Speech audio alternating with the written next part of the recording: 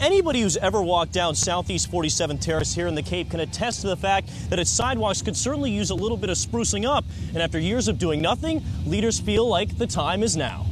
Councilman Richard Leone told me earlier today that there were at least 500 volunteers out here in Tornado Alley, as it's being called, helping the neighborhood clean up after last weekend's devastating tornado. This scene is clear here now. That certainly wasn't the case just a few hours ago when investigators with the Lee County Sheriff's Office swarmed the house directly behind me here off Staley Road. The house behind me received about $2,000 in damage. Officials want to remind folks that while buying fireworks is legal in the state of Florida, any kind of firework that leaves the ground is indeed illegal. But if you are going to set them off, they say they want you to dispose of them correctly. Make sure to douse any fireworks in water and dispose of them in a metal trash can. Reporting live in Cape Coral, Michael Colaianni, NBC2. The Lodge will be the 5th restaurant that this ownership group has opened here in downtown Fort Myers, but that's not the only thing that's happening. Less than 100 yards from the front door of the Lodge here on 1st Street, the last piece of vacant lot was sold. The owner plans on building a 4 to 5 story building here on this lot, complete with retail, restaurants, and even housing. Murky water filled with high levels of bacteria are typically seen after periods of heavy rains, coupled with animal waste runoff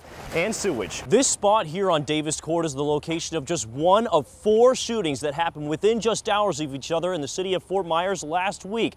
Those at the Quality of Life Center here in the Dunbar community tell us that the solution to curbing violence is to get young adults off the street and into the classroom. For this town, it's a pretty crazy day.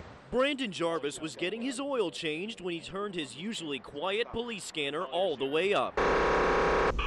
It's crazy, especially in Naples. What he was hearing was police chasing down 46-year-old Michelle Esch. It all started when Esch unsuccessfully tried hijacking a semi-trailer from the driver at gunpoint in front of this hardware store. Tried to flag me down as I was pulling in. I just gassed by her. I didn't want no part of that. Mike Davis looked on as Esch tried to steal a second car from the parking lot right next door. Tries to take this elderly lady's vehicle. She's a real hero. She shoved her off and said no way. She then finally made her way over here to Perkins, where she was successful in stealing a gray 4-door sedan before taking off east down Tamiami Trail. Police quickly sped after her, and the chase ended in front of Treviso Bay. A moment later, I heard either an officer or someone said over the radio, "Shots fired."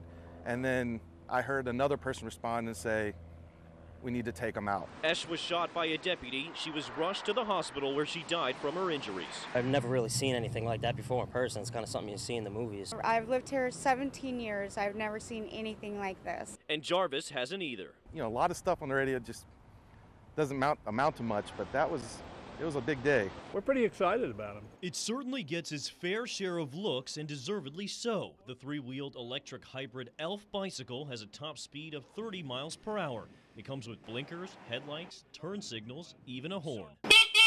Has a lot of trunk capacity. North Carolina-based Organic Transit builds the solar-powered trikes for anywhere between $5,000 and $10,000.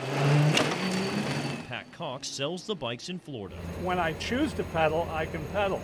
If I choose not to, as you can see, Mike, we're just cruising down Main Street. I think they'd be very well received in bicycle communities or communities where they have restrictions on motorized vehicles.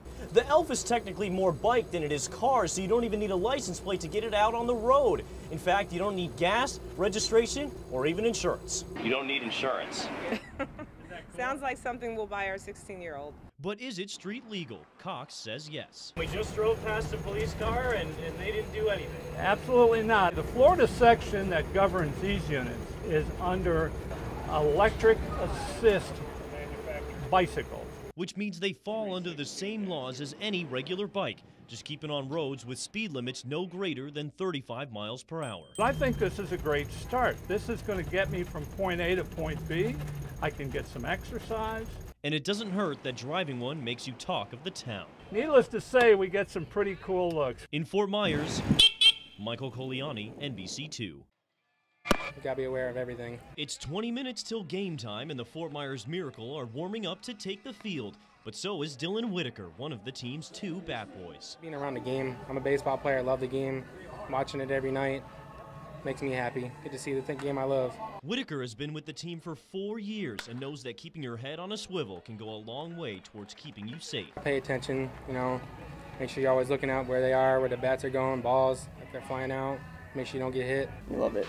just keep your head up. Ethan Emois is 4 months into the job. He says despite this weekend's tragedy involving a 9-year-old bat boy who was killed after being hit by a warm-up swing, it's a part of the game that should never change. I'd still recommend it. You don't know what can happen, but you know, it's a great job. To hand bats to Miracle players, you have to be at least 14. It's a policy parents we spoke with support. Just because they might be more aware of their surroundings, and safety definitely is an issue. At least they have an idea of what's going on around them and how they should react in a certain situation. But according to the ball fans in the stands, being a bat boy is about a lot more than carrying lumber. It's kind of scary that they might get hit by the ball or something, but yeah, it'll give them a goal to reach, to become maybe a famous baseball player. For Ethan and Dylan, being a part of the team is like hitting a home run every night. If you love the sport, I'd give it a try. You know, to get to know the players, it's amazing. You just have fun with it. At Hammond Stadium, Michael Colaianni, NBC2.